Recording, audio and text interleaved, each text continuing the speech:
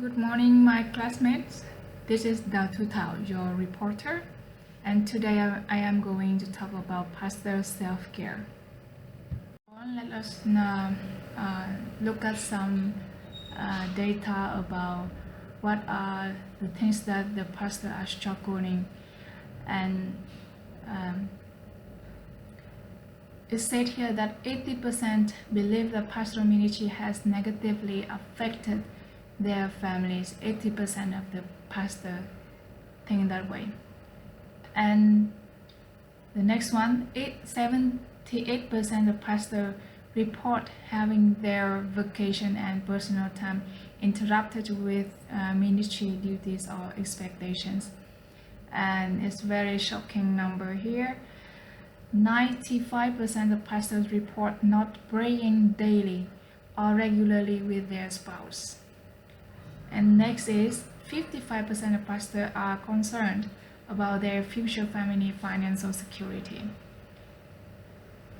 And at the end, we can see that 55% of pastors feel overworked and cannot meet their just unrealistic expectation. This is said here that 35% of pastors battle depression or fear of inadequacy. 26% of pastors report being over-fatigued. 28% of pastors report they are spiritually undernourished. Or is it very serious? 75% of pastors report they have lower self-image now than when they first started. 75% of pastors do not have someone they consider to be a close friend, or kind of like pastors are really lonely.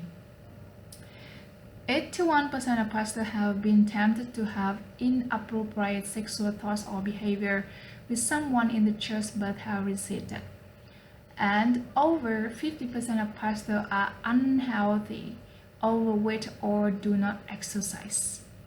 Facts I already presented to you are really related to self-care.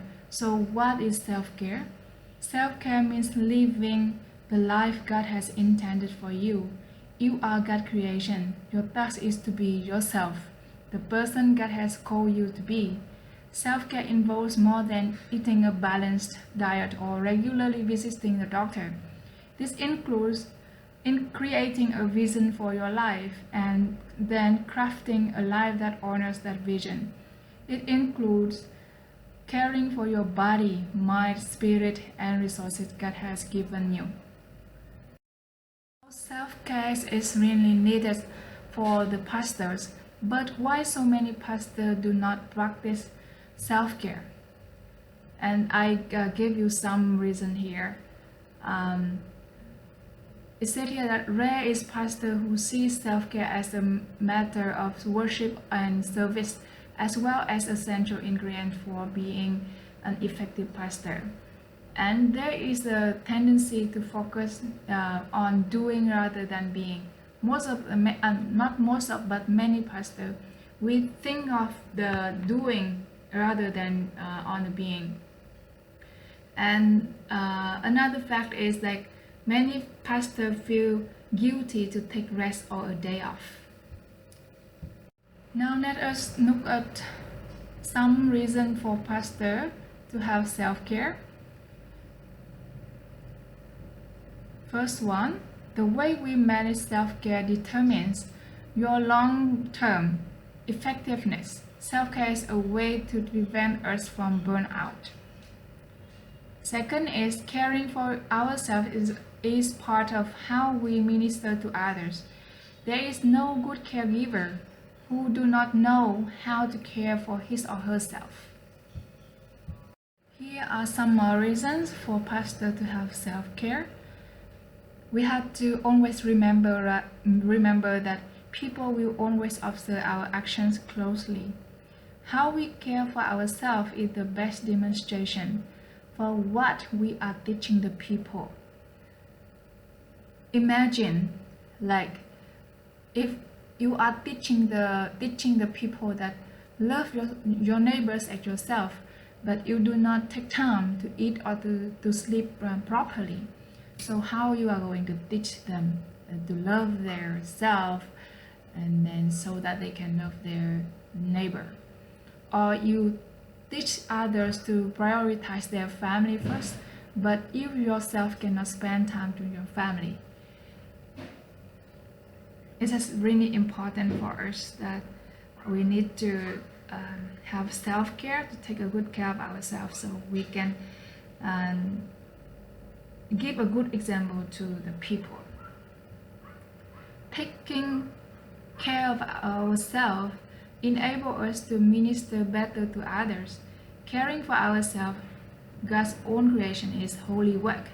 It's never selfish. This one is like give us a new perspective. For so many pastors, they think that it's very selfish if we take a day off from like our ministerial work, and often like they think that pastors always have to be there in the church. Caring for yourself ensures that the people you serve will be blessed with a healthier, more whole spiritual leader. And here are some more reasons for pastors to have self-care.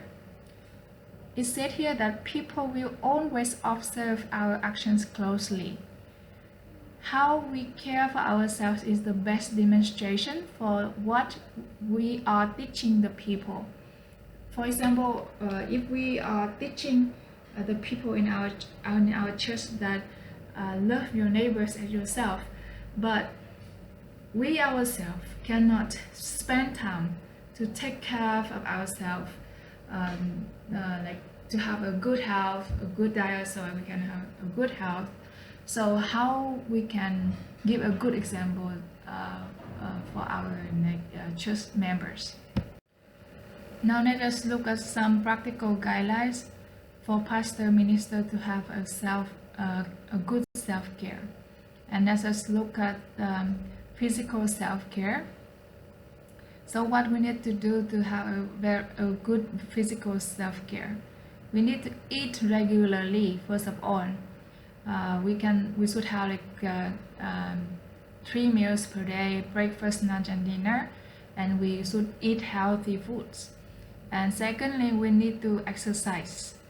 And the next is get regular medical care when it's needed, and take time off when it's needed also, and get a massage if you are a person who enjoy massage, having a massage. Take time for sexual relationship. I don't know why they put it here, but actually it's very important also for the minister pastor. Get enough of sleep. Take vacations. Make time away from cell phones. Freedom from all kind of addictions. Swim, walk, run, play sports, sing, or do some other physical activities that are fun. So how about psychological self-care? What we need to do here is make time for self-reflection, have your own personal psychotherapy, write in a journal, read a literature that is unrelated to your work.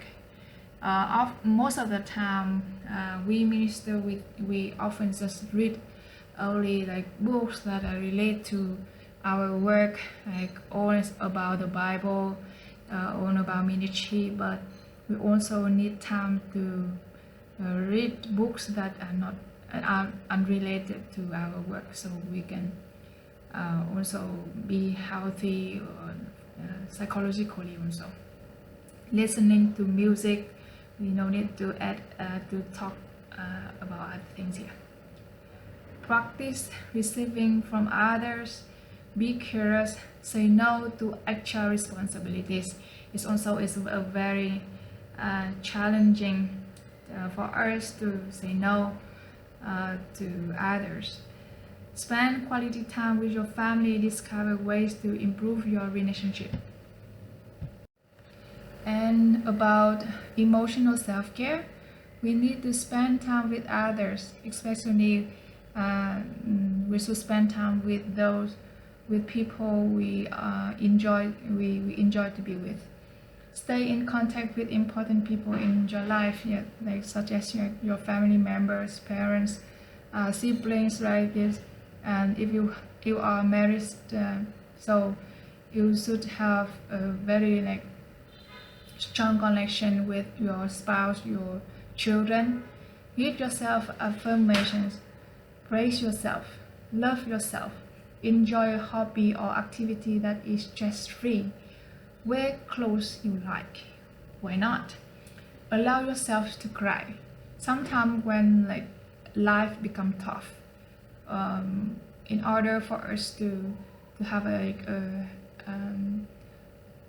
like healthy emotional life, we need to allow ourselves to cry out, even like to mourn, even to grieve, when like for example when we have like family member who passed away.